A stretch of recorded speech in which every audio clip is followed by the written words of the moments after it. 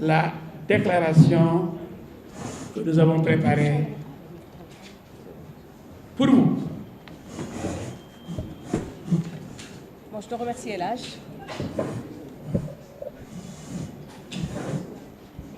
Je vais m'asseoir là. C'est la même chose.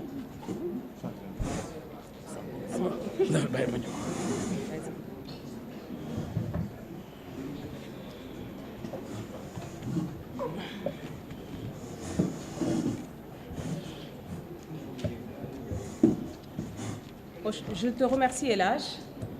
Bonjour, mesdames et messieurs les journalistes. Nous vous remercions, comme Elhadj l'a introduit, à répondre à notre invitation. Une invitation qui a dont l'objectif est double. Il cherche d'abord à informer l'opinion publique nationale et internationale sur des faits qui font l'actualité judiciaire au Sénégal. Il s'agit ensuite de rétablir la vérité et de mettre à nu une campagne internationale de dénigrement de l'État du Sénégal, de son système démocratique et de ses institutions par des individus qui se sont mis en marge de la légalité. Depuis mars 2021, M. Ousmane Sonko s'est singularisé par des discours violents, des appels incessants à la haine, à la désobéissance civile, à l'insurrection, à l'irrespect des institutions et à leur renversement par des procédés non démocratiques.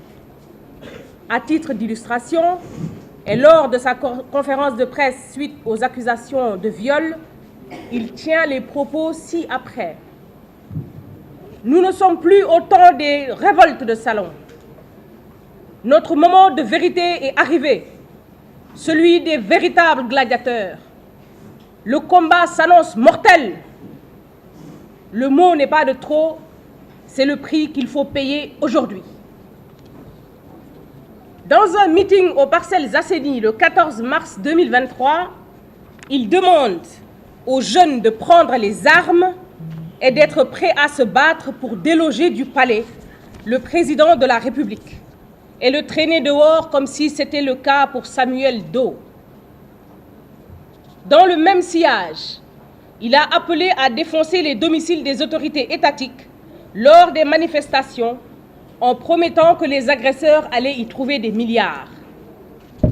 Quant à Juan Lopez Branco, avocat au barreau de Paris et constitué pour le compte de M. Ousmane Sonko, il s'est également distingué sur les réseaux sociaux à travers des attaques virulentes contre l'État du Sénégal, allant jusqu'à appeler à la révolte et à l'insurrection. Sur réquisition du procureur de la République, un mandat d'arrêt international a été lancé par le juge d'instruction du second cabinet du tribunal contre maître Juan Branco. Arrêté et déféré devant ce magistrat, il a été inculpé des chefs suivants: complot contre l'autorité de l'État, diffusion de fausses nouvelles, actes et manœuvres de nature à compromettre la sécurité publique, à créer des troubles graves ou à enfreindre la loi.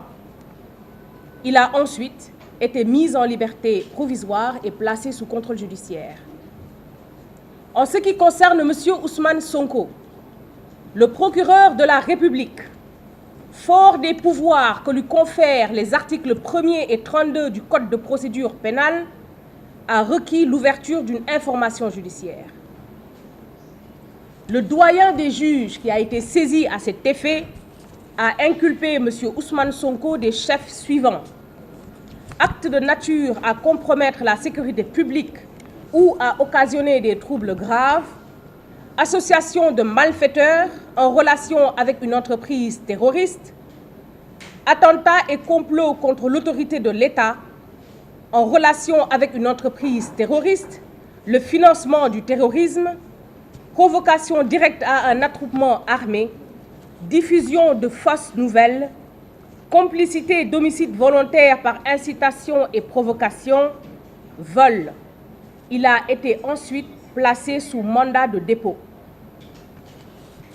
Par lettre en date du 7 août 2023, l'agence judiciaire de l'État a informé les juges d'instruction de sa constitution de partie civile dans les procédures ouvertes contre M. Ousmane Sonko, M. Juan Branco et d'éventuels complices ou co-auteurs. Un pool d'avocats chargé de défendre les intérêts de l'État du Sénégal a également été mis sur pied pour se constituer dans ces procédures et dans toutes autres concernant les dégradations, les pertes, les préjudices infligés à l'État du Sénégal dans ce contexte. Par ailleurs, il importe de préciser que l'État, contrairement au ministère public, qui a pour mission la poursuite des infractions pénales et l'exécution des condamnations, peut se constituer partie civile pour la réparation d'un préjudice qu'il aura subi du fait d'une infraction pénale. Cette constitution de partie civile de l'État trouve sa pertinence dans les dispositions de l'article 2 du Code de procédure pénale, selon lesquelles l'action civile en réparation du dommage causé par toute infraction appartient à tous ceux qui ont, personnellement, souffert du dommage directement causé par l'infraction.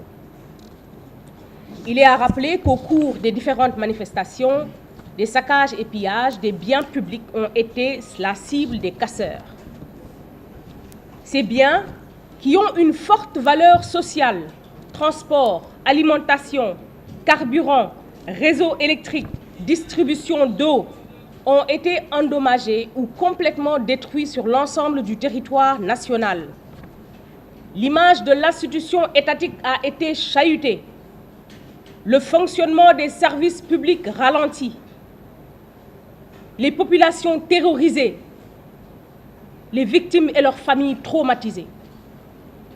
De même, le secteur privé n'a pas été épargné, car de lourdes pertes et de nombreux dégâts ont été enregistrés par des entreprises sénégalaises.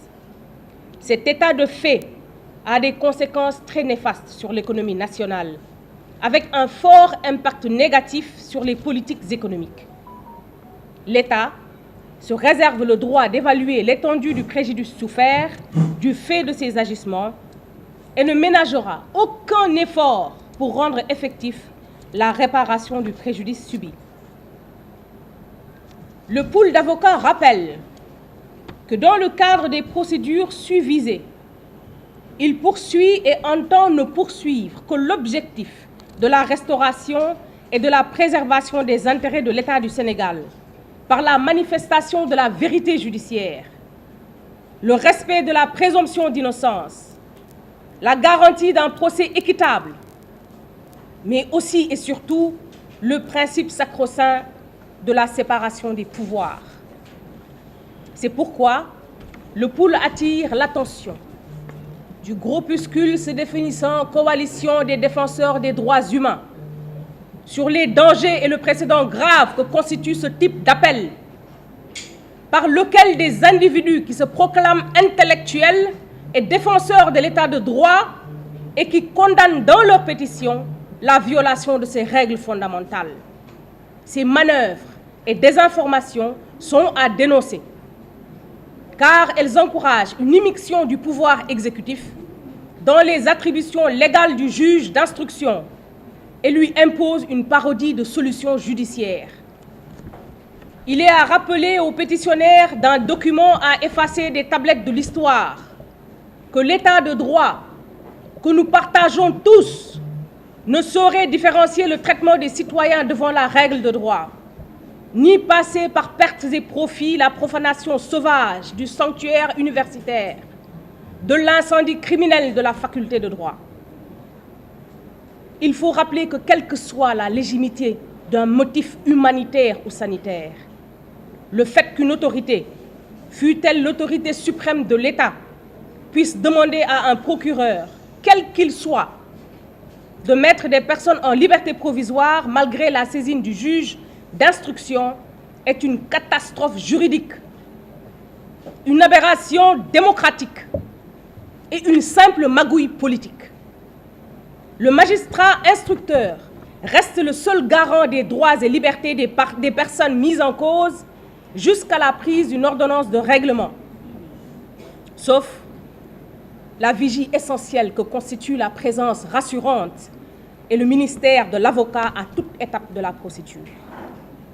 En définitive, les conseils de l'État contribueront sans complaisance à la manifestation de la vérité. Il s'agit concrètement de se focaliser sur les aspects juridiques et judiciaires, de fond et de forme, à chaque fois qu'un point de droit sera dénaturé pour des raisons autres que la justice.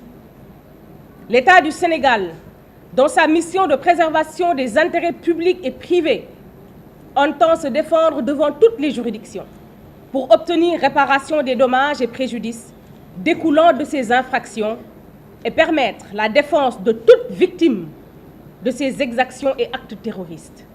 Telle est l'économie, messieurs et mesdames, de la déclaration faite par le collectif des avocats de l'État, constitué aux côtés de l'agence judiciaire de l'État pour la défense des intérêts de l'État du Sénégal.